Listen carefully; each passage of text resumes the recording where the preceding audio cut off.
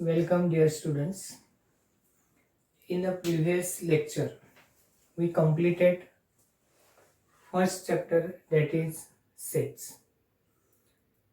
Today's our topic is a second chapter, that is real number from mathematics 1.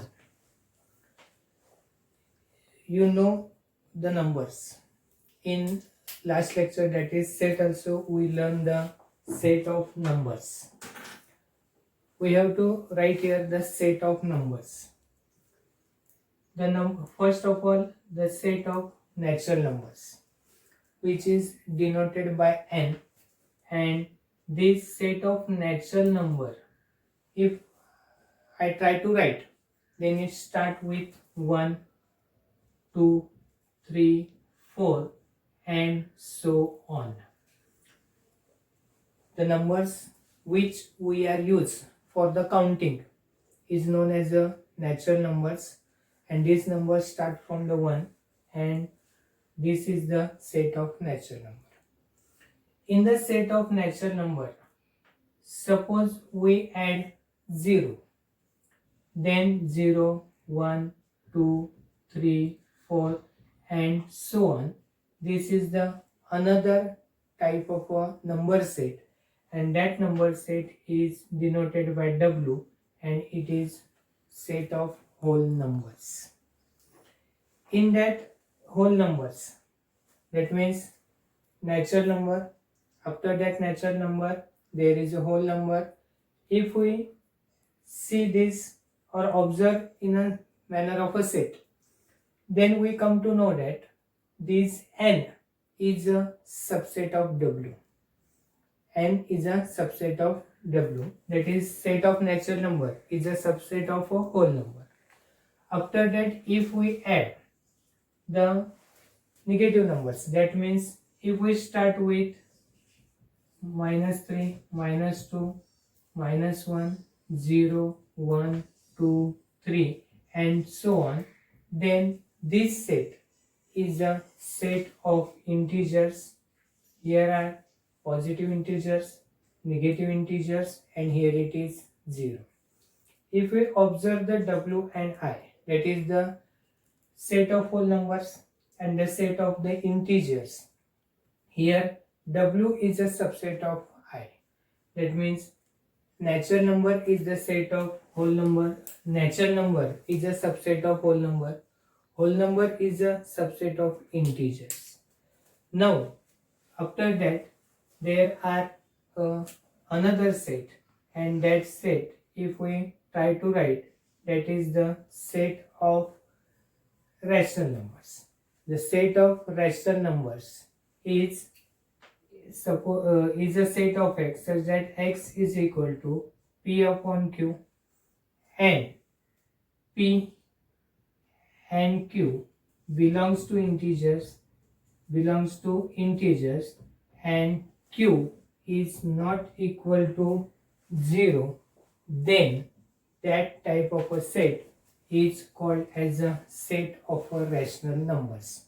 Now see here, q is a set of x such that x is equal to p upon q, and p and q belongs to integers, and q is not equal to 0. Suppose I take 2 and here it is 3. Then 2 upon 3, in this case this 2 is a integer, 3 is a integers, and that means 2 and 3 belongs to integers, and q is not equal to 0. Then such type of a sets are called as a set of rational numbers. Now in this case, suppose I write here, if I want to write the set of this p upon q, suppose I write the decimal, I want to write the decimal form of this number. Suppose I take any number, suppose I take here 10 upon 2. Now if I want to write the decimal form of this number, then decimal form of this number is suppose 10 divided by 2, then it is 2 5s are 10, and here it is 0. Suppose I write here 11 upon 2, then 11 upon 2, then it is 11 divided by 2, then 2 5s are 10, here it is 1, then I take decimal point, here it is 0, 2 5s are 10, remainder is a 0. Now such type of a division, suppose I take here 10 upon 3. 10 upon 3 is a we have to write it in a decimal form. When we have to write it in a decimal form, then we have to make 10 divided by this 3. Now 3 3s are 9, then 1, we take decimal point, it is 0, 10 3s are 9, it is 1, then again 0, 10 3s are, here it is 9, here it is again 1. Now if we observe these 3 examples, we come to know that this 10 upon 2, if we divide 10 by 2, the process of division is get terminated. That means remainder is a 0. Here 11 upon 2, we get here 5 upon 5. This division process, it get finished, terminated, that means it gets 0. Got it? Now remainder is 0. That means if we write the decimal form of this rational number, it may be a terminating type. It may be a terminating type. That means the decimal form is get terminated at a certain level. But if we observe this, it is 10 upon 3, it is the rational number, and here it is divided by, then division process is not get terminated. That means in a rational number, we get here the decimal form. Decimal form is terminating as well as it is non-terminating, and one more thing is here, it is non-terminating, it is non-terminating, it is terminating, and these are non-terminating.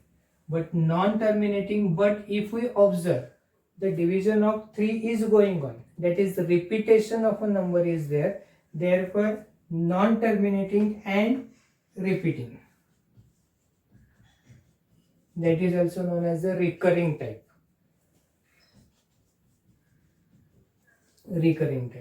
Therefore in this rational numbers, we get here decimal form, if we consider, then it is terminating type and non-terminating, repeating, or we can say that it is a recurring type. But some numbers are there, and in that if we see the root 3, then root 2, then we write the special number, that is the value of pi.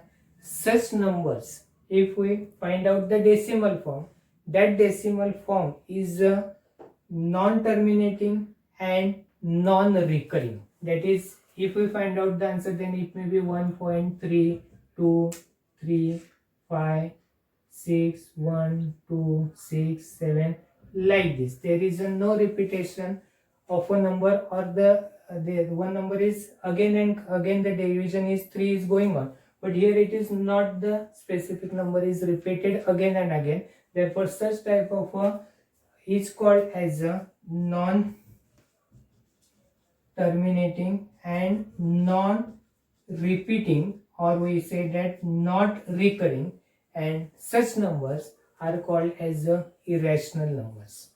We will see details about the irrational number later on. Now you can understand this set of natural number 1 2 3 4, the numbers which we can use for counting the numbers, whole numbers. If we add 0 in a natural number, it is 0 1 2 3 4 and so on. Here we come to know that the n, that is the set of natural number, is the subset of W. Again we know the integers. In these integers, numbers are before -3, -2, -1, 0 1 2 3 4 and so on. Here W is the subset of I, and here this I is a subset of Q. Therefore, dear students, all these numbers are togetherly called as real numbers. Dear students, remember this, all these are numbers are called as real numbers. And in this case, now see here, we say that these rational numbers are terminating type. They may be non-terminating, recurring type, and non-terminating and non-recurring. These are called as irrational numbers. And some are the examples of irrational number. Now, I want to tell you one important thing here. All these are called as real numbers. Therefore, n is a subset of w. W is a subset of I, and I is a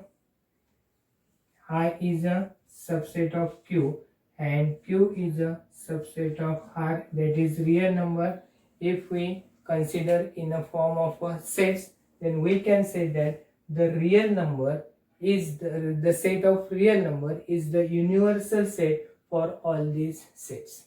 Therefore, these natural numbers are the real numbers, whole numbers are the real numbers, integers are the real numbers. That means all these numbers are the real numbers.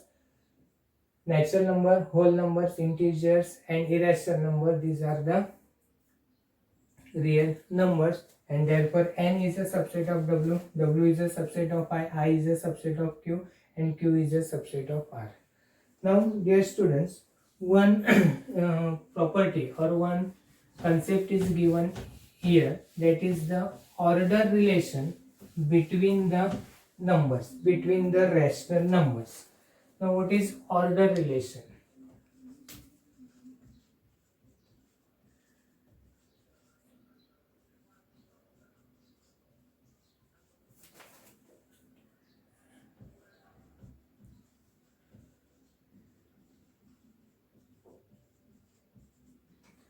Order relation between the rational numbers. Order relation means we have to find out the given rational numbers are given, and we have to find out which is the smaller one and which is the greater one. Suppose P upon Q and R upon S. These are the two rational numbers are given, and we have to decide which one is the smaller one and which is the greater one. That means we have to decide the order relation between these two numbers. If two numbers are there, there may be three possibilities. First possibilities is first number one is a greater one, second one will be the greater one, and the third possibilities is both are equal. Anyone about among these three will be there. But how to find out? Suppose here if property is given, if we make the cross multiple P into S and Q into R, if these two cross multiplication we make and if both are equal, then we say that P upon Q is equal to R upon S. That means suppose P upon Q and R upon S, we have to make the cross multiply, and if the first cross multiplication is and second cross multiplication is same, then we say that both the numbers are equal. Suppose I take 2 upon 3 and 4 upon 6. Now, if we have to decide the order relation, then we have to make the cross multiplication. 2 into 6 is equal to 12 and 3 into 4 is equal to 12. Both are same. Then we say that 3 upon 4 and 4 upon 6 both are equal. Then there is a second possibilities. Second possibilities is if we take if P into S is less than Q into R. That means P into S, this first cross multiplication, and Q into R, this second cross multiplication. If P into S is greater, P into S is smaller than Q into R, then P upon Q is less than R upon S. Easy property is there. P into S less than Q into R, then P upon Q is less than r upon s. That means first cross multiplication is less, then the first number is less than that of the second number. Suppose we can write here 2 upon 3 and here it is 4 upon 2. Then see here, we have to make the cross multiply. 2 into 2 it is 4 and 4 into 3 it is 12. Now first cross multiplication, 4 is less than that of 12. Therefore we say that 2 upon 3 is less than 4 upon 2. Then third possibilities is there. In that third possibilities, if P into S is greater than Q into R, then we can easily write now P upon Q is greater one than that of R upon S. I think everyone understood this. If we have to find out the order relation between the two rational numbers, then we have to make the cross multiplication. If both cross multiplication are same, then both the rational numbers are the same. If the first cross multiplication is less than the second one, then the first number is greater than that of the first, then that of the second. And if first cross multiplication is greater, then the first number is greater. We can see the example 4 upon 2 and 2 upon 3. Here first cross multiplication is 4 into 3 it is 12 and 2 into 2 it is 4. 4 upon 3, that means 12 is greater than 4. Therefore we say that 4 upon 2 is greater than 2 upon 3. Like this we can find out the order relation between the given rational numbers. Now I think everyone understood this. Now we have to learn some properties about the rational numbers. Dear students, let's see some properties of rational numbers. These properties are addition properties and multiplication properties are there. First property is cumulative property. Now what is cumulative property? That is A plus B is equal to B plus A. That means if we change the position of numbers, then the addition will remain same. If I take 2 upon 3 plus 3 upon 5, then see what will be the answer. Here we have to make the LCM, that is 15. 5 2 is 10 plus 3 3 is 9. It is 19 upon 15. Instead of this, if we write here 3 upon 5 plus 2 upon 3, then it will same way. 5 3 is 15. It is 9 plus 10. Then it is 19 upon 15. 3 3 is 9 and 5 2 is 10. It is 19 upon 15. That means A plus B is equal to B plus A. Same for the multiplication. If we write here multiply, then it will be like this. 3 2 is 6 and 3 5 is 15. If we make the multiplication of this, then it is 6 upon 15. 2 upon 3 into 3 upon 5, 6 upon 15. If we make 3 upon 5 into 2 upon 3, then it is also 6 upon 15. This property is known as a cumulative property, which is for addition, and this is for the multiplication. Then associative property. In this property, if we make the addition of these three numbers, here it is 2, here it is 3, then A plus B, if we make the group of A plus B, and in that if we add C, then the answer will be the same if we make the group of B plus C, in that if we add A. That means this property same as that of this A plus B plus C. That is, if we add the third number in the addition of these two, and if we make the addition of these two first and then add A, then it will remain same. Same thing for the multiplication.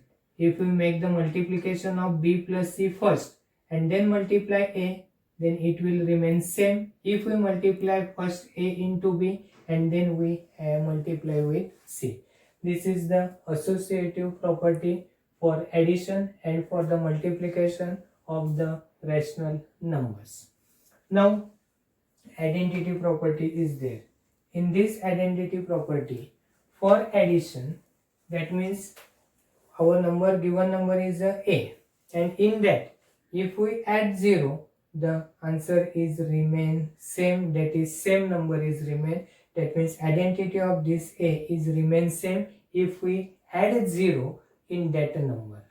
Or for the multiplication, if we multiply the given number with 1, then it will remain identity, that is a. That means if we add the 0 in the given number will remain same, or 0 plus a, it will be a. If we, for the addition, for identity, and for this addition we have to add 0, and for multiplication we have to multiply given number with 1, then our original number will remain same, that is that identity will be remain the same. And next one is the inverse. It is additive inverse, and the second one is a multiplicative inverse. Now see here if we add, given number is a and its additive inverse is a minus a, negative a, and a and this negative a, if we add, then it will be a 0.